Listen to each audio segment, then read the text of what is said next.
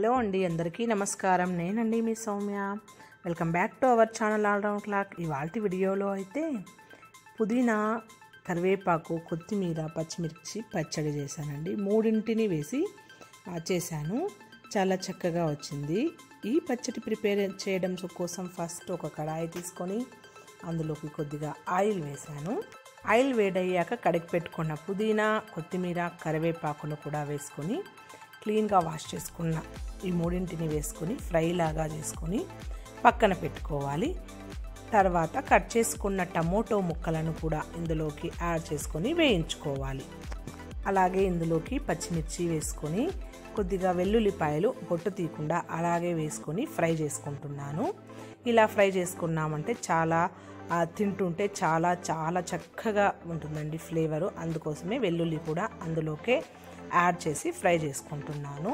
ఇప్పుడు ఇదంతా ఫ్రై అవ్వగానే పక్కన పెట్టేసి నెక్స్ట్ ఒక మిక్సీ జార్ తీసుకొని అందులోకి కొద్దిగా జీలకర్ర, ఉప్పు, వెల్లుల్లి రెబ్బలు, పచ్చిమిర్చి, చింతపండు వేసుకొని గ్రైండ్ చేసుకున్న తర్వాత ఇది కొద్దిగా ఒక కోర్స్ గ్రైండ్ అవ్వగానే మనము అప్పుడే గ్రీన్ లీవ్స్ అన్నీ ఫ్రై చేసుకొని పక్కన పెట్టుకున్నాం కదా, అది కూడా వేసుకొని ఒక కోర్స్ లాగా ఆడించుకోవాలి.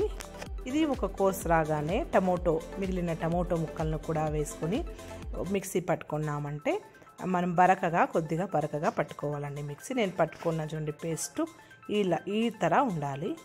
ఇప్పుడు అంతా కూడా మిక్సీ పట్టుకున్నాం కదా, ఇది పక్కన పెట్టుకొని దానికి తాలింపు కోసం అదే కడాయిలోకి కొద్దిగా ఆయిల్ వేసి పోపు దినుసులు వేసుకోవాలి. ఉద్దిపప్పు, శనగపప్పు, పచ్చిశనగపప్పు, అలాగే దంచి పెట్టుకున్న వెల్లుల్లి రెబ్బలను కూడా వేసుకొని కరివేపాకు వేసుకొని కొద్దిగా బ్యాడగే మిర్చి వేసుకొని మనం తాలింపు అన్ని పచ్చళ్ళకి పెట్టే తాలింపులాగే పెట్టేసామంటే చాలా టేస్టీగా ఉంటుంది.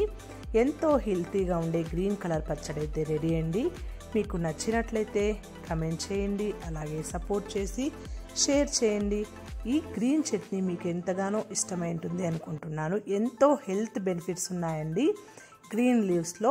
వాటితో ఇలా పచ్చడి చేసుకున్నామంటే మనకి చాలా హెల్త్ బెనిఫిట్స్ ఉంటాయి, అలాగే చాలా హెల్తీ కూడా అని చెప్పవచ్చు. ఈ పచ్చడి మీకు నచ్చుంటుంది అనుకుంటున్నాను. మీరు కూడా ఇలాంటి పచ్చళ్ళు చేసుకుంటుంటారా? కమెంట్ చేయండి, సపోర్ట్ చేయండి. నెక్స్ట్ వీడియోలో కలుద్దాం.